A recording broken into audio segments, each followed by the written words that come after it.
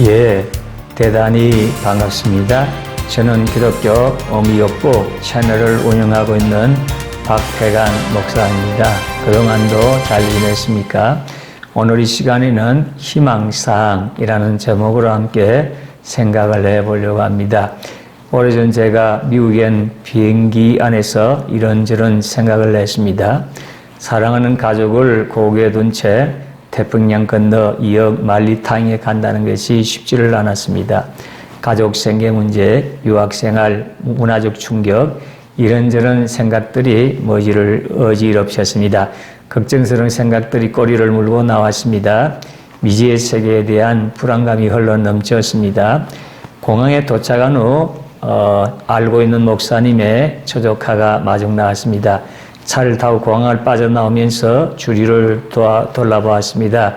딴 세계였습니다. 넓은 도로가 보이고 쭉쭉 뻗어있는 나무들이 보였습니다.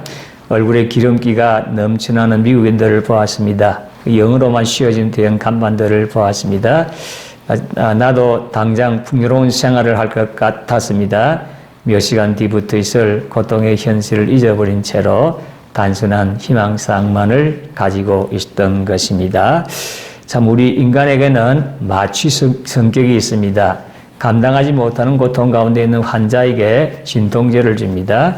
진통제는 진통을 잊게 합니다. 마취됩니다. 그러나 고통은 그대로 있습니다. 다만 고통을 의식하지 못할 뿐이지요.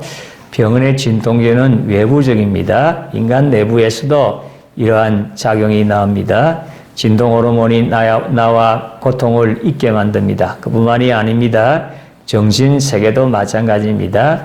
고통스러운 현실을 잊게 합니다. 일시적인 도움은 되지만 근본적인 문제 해결은 되지 않는 것입니다. 빅터 프랭클에 의하면 그러한 고통의 현실 속에서 집행유예 환상을 경험을 한다는 것입니다.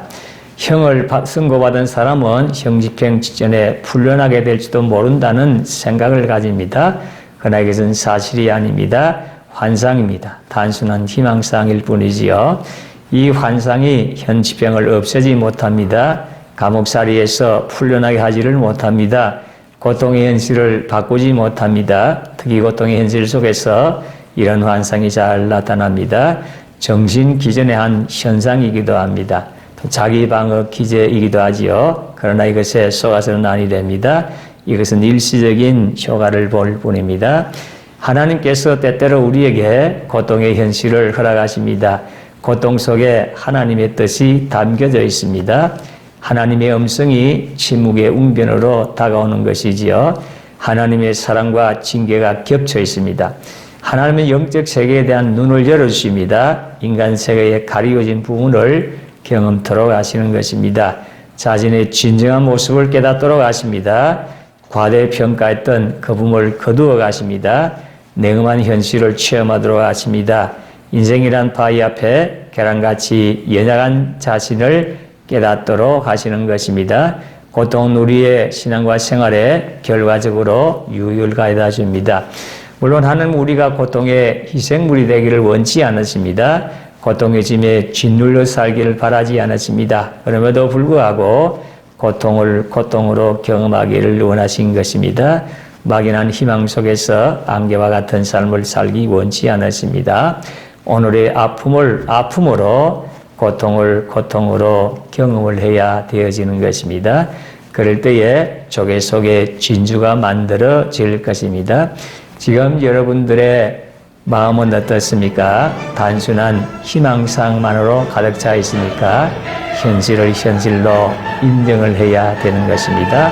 아플 때는 아파하고 슬플 때는 슬퍼해야 되는 것입니다. 그렇게 할 때에 우리가 더 성장하고 성숙해지고 하나님의 큰 뜻을 이루고 하나님의 큰 영광을 돌리게 될 것입니다.